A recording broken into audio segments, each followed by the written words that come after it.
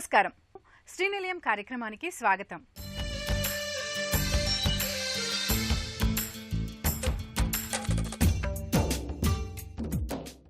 ఇంటి నిర్మాణంలో వచ్చిన నూతన పోకడలు, ఇంటి ముస్తాబుకు సంబంధించిన తాజా విశేషాలు, స్థానిక సంస్థలు అందిస్తున్న సదుపాయాలతో మీ ముందుకు వచ్చింది ఈ వారం శ్రీనిలయం.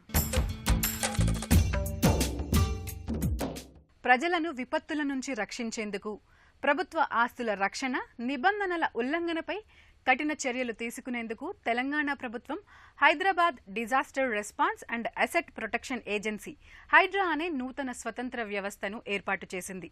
జీహెచ్ఎంసీ పరిధితో పాటు నగర శివారు మున్సిపాలిటీలు, కార్పొరేషన్లు, గ్రామ పంచాయతీల పరిధిలో 2000 చదరపు కిలోమీటర్ల విస్తీర్ణంలో హైడ్రా విధులను నిర్వర్తిస్తుంది. నీటి వనరుల్లో ఆక్రమణలు, అక్రమ కట్టడాల తొలగింపునకు ఏర్పాటు చేసి హైడ్రాకు తెలంగాణ ప్రభుత్వం విస్తృత అధికారాలను కల్పిస్తూ ఇటీవల ఓ ప్రత్యేక చట్టాన్ని తీసుకువచ్చింది.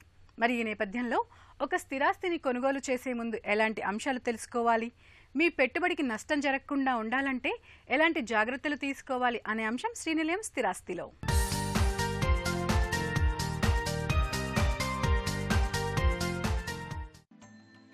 ప్రజలను విపత్తుల నుంచి రక్షించేందుకు ప్రభుత్వ ఆస్తుల రక్షణ, నిబంధనల ఉల్లంఘనపై కఠిన చర్యలు తీసుకునేందుకు తెలంగాణ ప్రభుత్వం Hyderabad disaster response and asset protection agency HYDRAA అనే నూతన స్వతంత్ర వ్యవస్థను ఏర్పాటు చేసింది. జీహెచ్ఎంసీ పరిధితో పాటు శివారు మున్సిపాలిటీలు, కార్పొరేషన్లు, గ్రామ పంచాయతీల పరిధిలోని 2000 చదరపు కిలోమీటర్ల విస్తీర్ణంలో హైడ్రా విధులను నిర్వర్తిస్తుంది. తెలంగాణ ప్రభుత్వం ఐజీ ర్యాంకులోని ఐపీఎస్ అధికారి ఏవి రంగనాథన్ను జీహెచ్ఎంసీలోని ఎన్ఫోర్స్మెంట్, విజిలెన్స్, డిజాస్టర్ మేనేజ్మెంట్ కమిషనర్గా నియమించిన విషయం తెలిసిందే. నీటి వనరుల్లో ఆక్రమణలు, అక్రమ కట్టడాల తొలగింపునకు ఏర్పాటు చేసిన హైడ్రాకు విస్తృత అధికారాలను కల్పించి ఓ ప్రత్యేక చట్టాన్ని రూపొందించింది. జీహెచ్ఎంసీకి చెందిన విజిలెన్స్, ఎన్ఫోర్స్మెంట్ విభాగాలు బల్దియాలో గతంలో మాదిరే కొనసాగనున్నాయి. ఇతర రాష్ట్రాలు, జాతీయ స్థాయి విపత్తు స్పందన బృందాలు, వాతావరణ శాఖ, నేషనల్ రిమోట్ సెన్సింగ్ ఏజెన్సీలను సమన్వయం చేసుకుంటూ వాతావరణ సమాచారాన్ని పరిశీలిస్తూ ఎప్పటికప్పుడు రక్షణ చర్యలు చేపట్టాలి. హైడ్రాకు ముఖ్యమంత్రి చైర్మన్గా, పురపాలక, రెవెన్యూ శాఖల మంత్రులు, రాజధానిలోని జిల్లాల ఇన్ఛార్జి మంత్రులు, జీహెచ్ఎంసీ మేయర్, ప్రభుత్వ ప్రధాన కార్యదర్శి, డీజీపీ, రెవెన్యూ, పురపాలక శాఖ ముఖ్య కార్యదర్శులు, సమీకృత కమాండ్ కంట్రోల్ కేంద్రం అధిపతి సభ్యులుగా ప్రధానమైన పాలక మండలి ఉంటుంది. విధానపరమైన నిర్ణయాలపై కమిటీ మార్గదర్శనం, సమీక్షలు చేస్తుంది. హైడ్రాకు ఎఫ్టీఎల్ బఫర్ జోన్లో అనుమతి లేని భవనాలకు నోటీసులు ఇచ్చి కూల్చివేసే అధికారం ఉంటుంది. ఒకటేసారి అన్ని ప్రాంతాలలో వర్షం పడదు. ఒక ప్లేస్లో వర్షం పడ్డప్పుడు ఆ చెరువు నిండి దానికి మత్తడి ఓవర్ఫ్లో అయ్యి మళ్ళీ అది వాగు ద్వారా ఇంకొక చెరువుకు, అట్లా గొలుసుకట్టు చెరువులు అనేవి మనకు పురాతన కాలం నుంచి ఉన్నాయి. కానీ మధ్యలో ఏ ఒక్క చెరువును ఆక్యుపై చేసినా, ఏ ఒక్క చెరువును తీసేసినా కూడా ఆ మొత్తం నీళ్ళు వచ్చి ఆ జనవాసాల మీద పడి అప్పుడు ఫ్లడ్స్ వస్తున్నాయి. ఇది మన కొరకు మనము విధ్వంసం సృష్టించుకునడమే తప్ప నేచర్ ఎప్పుడు విధ్వంసం చేయట్లేదు. మానవ విధ్వంసం తప్పించుకోవాలని అంటే ఏం చేయాలంటే నేచర్లో ఎలాగైతే ఉందో, ఏవైతే చెరువులు ఇంతకుముందు ఉన్నాయో ఆ చెరువులను అట్లనే కాపాడుకోవాలి. ఏవైతే వాగులు ఉన్నాయో వాగులను కూడా అట్లే కాపాడుకోవాలి. ఒకప్పుడు సిటీలలో ఏదైతే రివర్స్ ఉన్నాయో, వాగులు ఉన్నాయో అవి ఇప్పుడు నాలాలు అయిపోయినాయి. ఒకప్పుడు వాగు ఫ్రీగా ఉండేది, అందులో నీరు సక్రమంగా వెళ్ళిపోయేది. అట్లా కాకుండా దాన్ని కాంక్రీట్తో కప్పిపడేసి దాన్ని సైజును తగ్గించేసి ఆ నీళ్లు ఆబ్వియస్గా ఆటోమేటిక్గా నీళ్లు పైకి వచ్చేస్తున్నాయి, రోడ్ల మీదకి వచ్చేస్తున్నాయి. సో అలాంటి సందర్భాలలో మనం ఇప్పుడు చేయాల్సిన ముందున్న కర్తవ్యం ఏమైందంటే నేచురల్ రిసోర్సెస్ను కాపాడుకోవాల్సిన బాధ్యత ప్రతి ఒక్క పౌరుని మీద ఉంది. ఈ రోజున మనం చెరువును మన ఇంటి కొరకో, లేకుంటే మన షాప్ కొరకో, లేకుంటే ఒక ఎంప్లాయ్మెంట్ కొరకో, ఒకరి ప్రయోజనం కొరకు మనం ఆలోచిస్తే అక్కడ ఉన్న కొన్ని వేల మంది, లక్షల మంది జనావాసాల్లోకి నీళ్లు రావడం జరుగుతుంది. సో ఇది మనం ప్రత్యక్షంగా చూస్తున్నాము. గత 10 సంవత్సరాలు, 20 సంవత్సరాల నుంచి ఇంకా పెరిగింది. డెవలప్మెంట్ అని చెప్పేసి మనం డెవలప్మెంట్ మీద పడి కాంక్రీట్ జంగల్ అంటే ప్రతిదీ మనం కాంక్రీట్తో కప్పేసినప్పుడు ఏమైపోతుందంటే వాటర్ పర్కులేషన్ అంటే ఇంకుడు అనేది లేకుండా అయిపోతుంది. ప్రతి చుక్క మీకు డ్రైనేజ్లో పడేసి కిందికి వెళ్ళిపోతుంది. సో అలాంటి పరిస్థితులలో చెరువులే మనకు ప్రొటెక్షన్ అనేది మన అందరికీ తెలిసిన విషయమే. చెరువుల్లో ఆక్రమణలను నేలమట్టం చేసి వ్యర్థాలు పూడికలను తొలగించడమే లక్ష్యంగా పురపాలక శాఖ కీలక నిర్ణయం తీసుకుంది. ఓఆర్ఆర్ పరిధికి ప్రత్యేకంగా లేక్ ప్రొటెక్షన్ కమిటీని ఏర్పాటు చేస్తూ తాజాగా 129 జీవోను జారీ చేసింది. చైర్మన్గా హైడ్రా కమిషనర్, సభ్యులుగా హెచ్ఎండిఏ కమిషనర్, జీహెచ్ఎంసీ కమిషనర్, ఇతర ప్రభుత్వ శాఖల ఉన్నతాధికారులు, మెంబర్ కన్వీనర్గా హెచ్ఎండిఏ పర్యావరణ అధికారి, ఇలా మొత్తం 19 మంది కమిటీలో ఉండనున్నారు.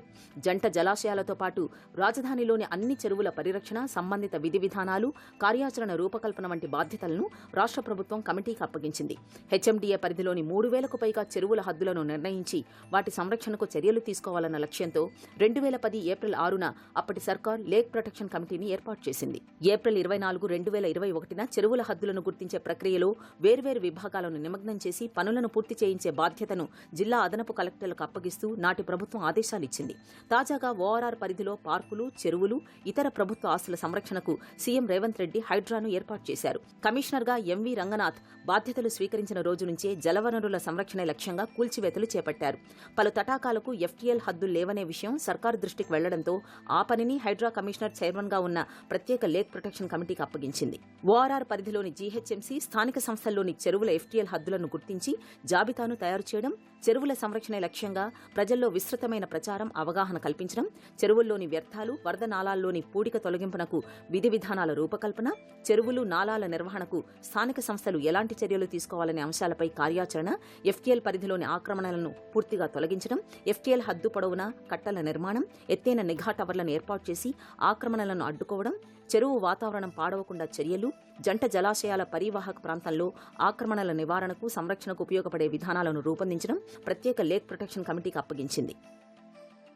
ఈ మధ్యలో మనకు వినపడుతున్న మాటలు ఏంటంటే రెండు. ఒకటేమో ఎఫ్టీఎల్ ఫుల్ ట్యాంక్ లెవెల్, రెండోది బఫర్ జోన్. ఏ జలాశయం తీసుకున్నా అది పాండ్ కావచ్చు, అంటే లేక్ కావచ్చు, పాండ్ కావచ్చు, అంటే చెరువు కావచ్చు, లేదంటే రివర్ కావచ్చు. ఈ రెండింటికి సంబంధించి మనం ఎఫ్టీఎల్ ఏంది, బఫర్ జోన్ ఏంది తెలుసుకుందాం. ఎఫ్టీఎల్ అంటే ఎప్పుడైతే ఫుల్ వర్షం పడ్డ తర్వాత ట్యాంక్ ఓవర్ఫ్లో అయినప్పుడు, ఓవర్ఫ్లో అయ్యేంత వరకు ఏదైతే నీళ్లు నిలుస్తాయో దాన్ని మనం ఫుల్ ట్యాంక్ లెవెల్ అంటాం. ఇది ఈ రౌండ్గా ఏదైతే ఉందో అంటే చెరువుకు సంబంధించి. అదే రివర్కు సంబంధించి అంటే నదికి సంబంధించి ఇది ఫుల్ ట్యాంక్ లెవెల్. ఈ ఫుల్ ట్యాంక్ లెవెల్ అంటే సామాన్య భాషలో నీరు, ఒక చెరువు మత్తడి పడే నీరు, లేదంటే ఒడ్డు దాటేది. వాగైతే ఒడ్డు దాటడం. రెండోది ఇంకో పదం మనం వింటుంది ఏంటంటే బఫర్ జోన్. ఒక చెరువును మనం తీసుకుంటే చెరువుకు డౌన్ స్ట్రీము, అప్ స్ట్రీమ్ రెండు ఉంటాయి.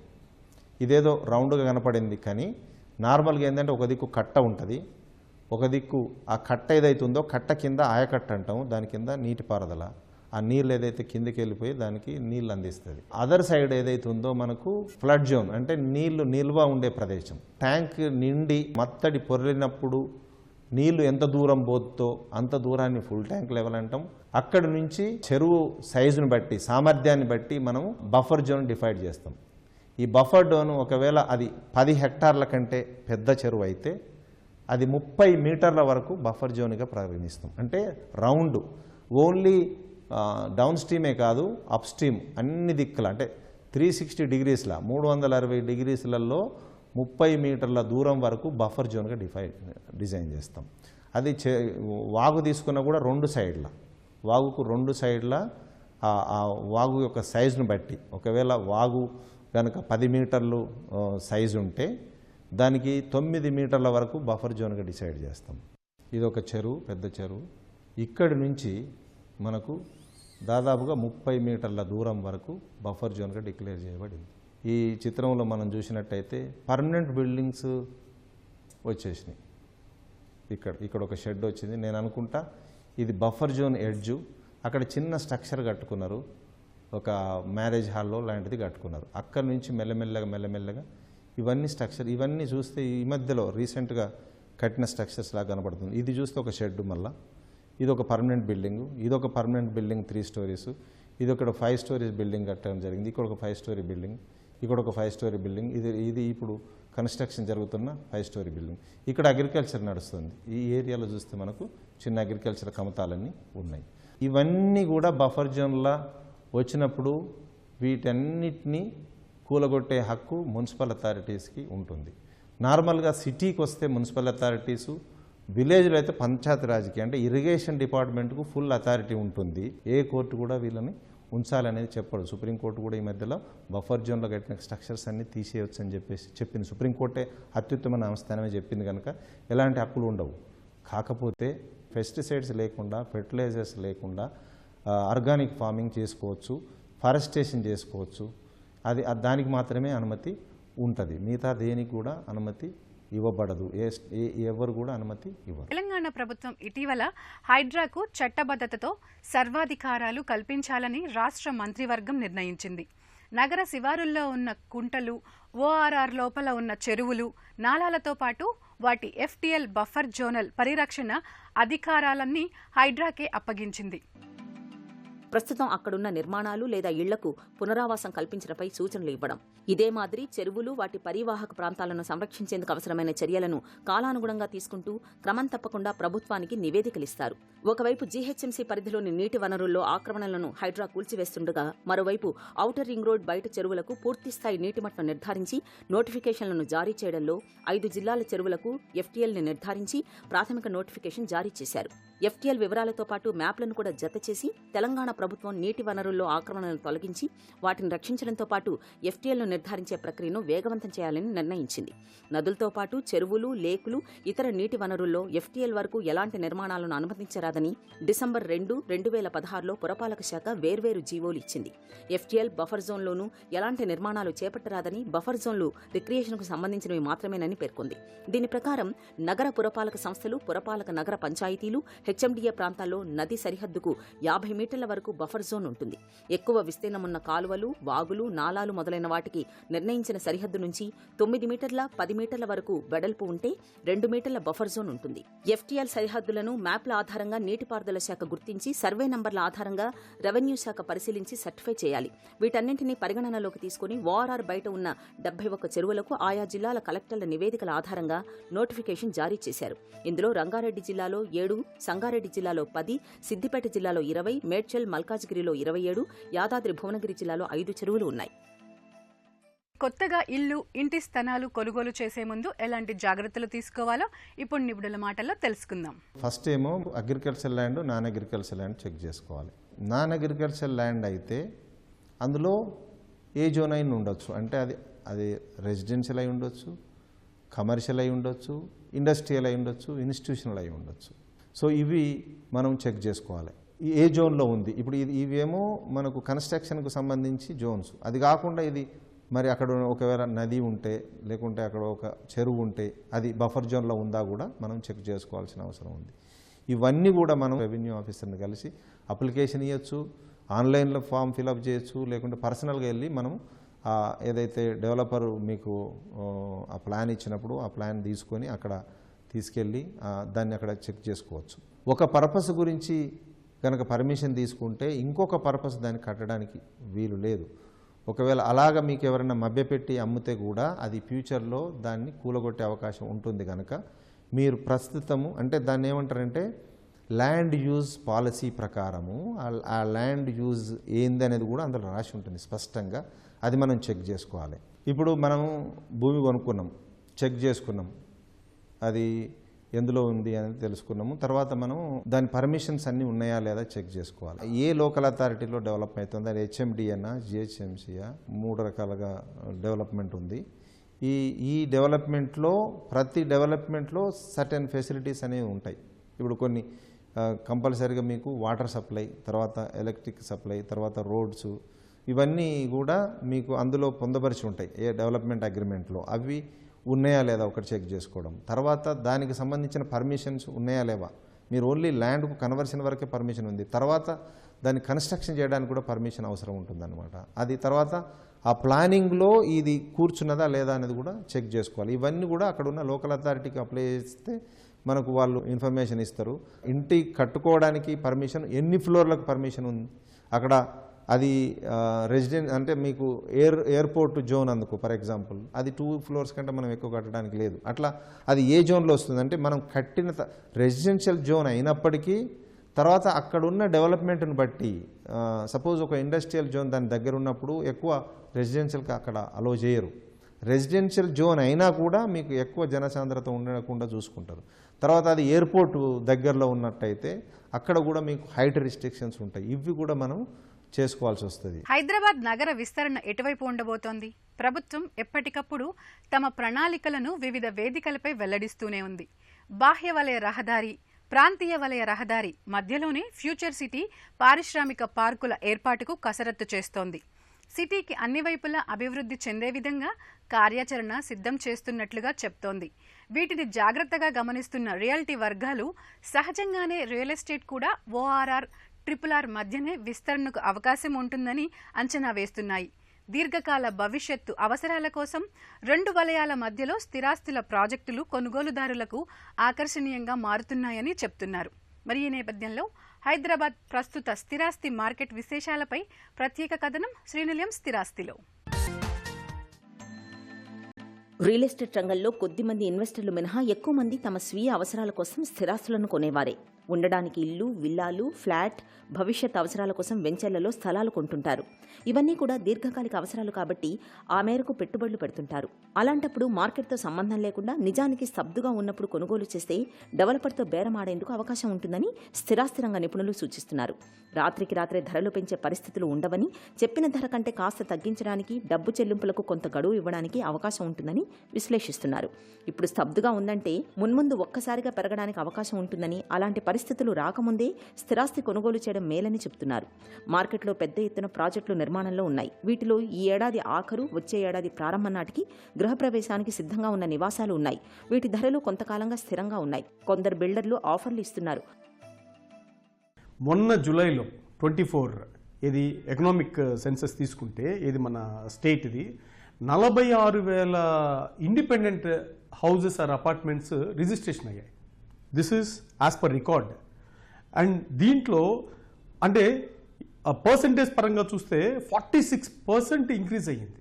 అది ఎప్పుడు రియల్ ఎస్టేట్ అనేది ఏంటంటే it is connected with the people, that is workers.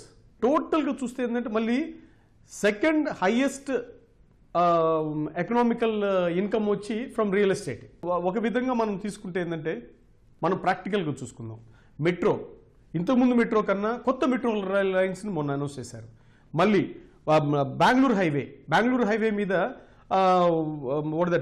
ఇంతకు ముందు ఉన్న రోడ్డు కన్నా ఇప్పుడు 6 lanesతో ఎక్స్ప్రెస్ వే రెడీ చేస్తూ ఉన్నారు టిల్ బెంగళూరు, ఏది శంషాబాద్ నుంచి బెంగళూరుకి. ఎందుకంటే ఎయిర్పోర్ట్ లోపల ఉన్న కూడా ఎడ్యుకేషనల్ పోర్ట్ కానీ, ఏరో పోర్ట్ కానీ, మన ఫన్ పోర్ట్ కానీ, మెడికల్ పోర్ట్ కానీ, ఇవన్నిటినీ వచ్చి మీకు ఎక్కడ ఏ వర్క్ ఆగకుండానే పోతానే ఉంది. ఇంకొక అడ్వాంటేజ్ ఏంటంటే మన ఎయిర్పోర్ట్ దగ్గర వస్తున్న వరల్డ్ ట్రేడ్ సెంటర్ కానీ వచ్చిందంటే this is India's biggest concern కాబోతా ఉంది.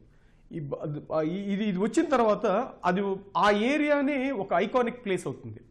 ఇది towards south of Hyderabad. ORR దాకా డెవలప్మెంట్ అయిపోయింది. ORR నుంచి RRR దాకా కూడా they are planning in a very huge manner. అందువల్ల economy of Telangana which is mostly depending on real estate and construction field, అందువల్ల it is not going to slow down. ఇప్పుడు వచ్చి buyers market. Buyers కొనాల్సిన time ఇది. ఈ టైంలో you select a plot, you select a land, you select an apartment are you select a villa. Government is also just behind this sector and they are pushing a lot. And what that ఎక్కువ amount కూడా ఈ infrastructure డెవలప్మెంట్లోనే ఈ new government కూడా push చేస్తూ ఉంది. అది we should appreciate new government. నగరంలో ఇళ్లు, స్థలాలు కొనలేకపోయిన వారు ఇన్నర్ రింగ్ రోడ్ చుట్టుపక్కల అవకాశాలు దక్కించుకుంటున్నారు. స్తోమతను బట్టి వ్యక్తిగత ఇళ్లు, అపార్ట్మెంట్లో ఆవాసాలు ఏర్పాటు చేసుకుంటున్నారు. ఇక్కడ అవకాశం చేజార్చుకున్న వారు ORR చుట్టుపక్కల వరకు వెళ్తున్నారు. ఇప్పుడిప్పుడే బహుళ అంతస్తుల ఆవాసాల నిర్మాణాలు వస్తున్నాయి. బడ్జెట్ ధరల్లో ఉండటంతో వీటిల్లో కొంటున్నారు. పెద్ద ఎత్తున అపార్ట్మెంట్ పూర్తయినవి, నిర్మాణంలో ఉన్నవి ORR చుట్టుపక్కల ఉన్నాయి. పండగల సీజన్ సందర్భంగా కొందరు బిల్డర్లు రాయితీ ధరలను ఆఫర్ చేస్తున్నారు. ప్రతిపాదిత ప్రాంతీయ వలయ రహదారి 347 కిలోమీటర్ల పొడవున రాబోతోంది. 20 పట్టణాలు 175 గ్రామాల మీదుగా వెళ్తోంది.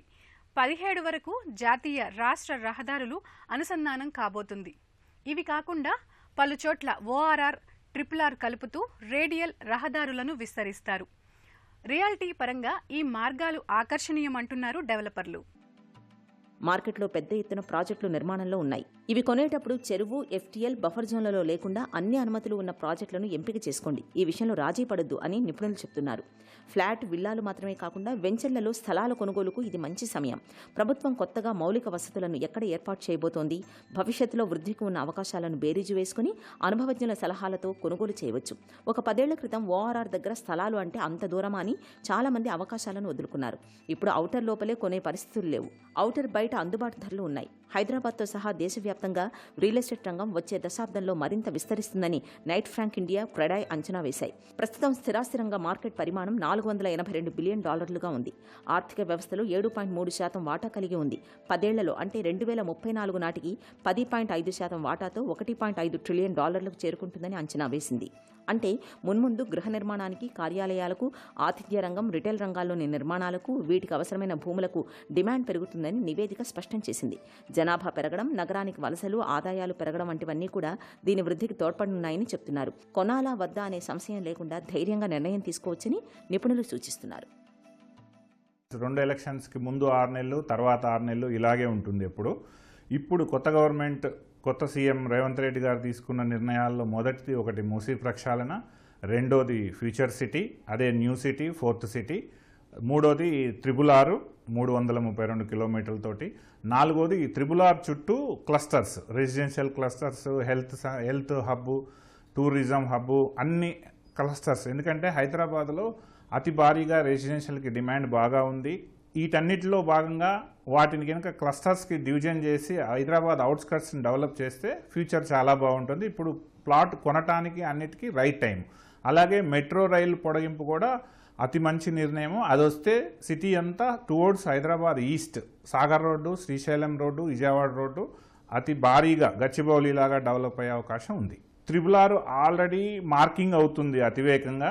ఇది ఎప్పటి నుంచో ఉన్నదే. అయితే ఇప్పుడు నార్త్ పార్టు, సౌత్ పార్టు 2 అలైన్మెంట్స్తో పాటుగా ల్యాండ్ ఎక్విజిషన్ అవుతుంది. అక్టోబర్, సెప్టెంబర్లో దాని శంకుస్థాపన అంటున్నారు. దాని చుట్టూ వచ్చే జంక్షన్లు, క్లస్టర్స్ దగ్గర నుంచి పాత RRR నుంచి ORRకి రేడియల్ రోడ్స్ని ఈ మధ్య రిలీజ్ చేస్తున్నారు. ఆ రోడ్స్ అన్నీ వస్తే కూడా హైదరాబాదు శరవేగంగా అభివృద్ధి చెంది ప్రపంచంలోనే నెంబర్ 1 రెసిడెన్షియల్ సిటీగా పేరు పొందుతుంది. మా వెంచరు ORRకి పక్కనే ఉంది, తిరుమల హిల్స్ 2 ఉంది. ORRకి దగ్గరలో ఉన్నాయి, RRRకి లోపల ఉన్నాయి. సిటీ నుంచి అవుట్స్కట్స్లో రెసిడెన్షియల్ ప్లాట్ ఈ రోజే హౌస్ కట్టుకొని ఉండటానికి సులభంగా ఉన్నది. రేట్లు చాలా కొంచెం అందుబాటులో ఉన్నాయి.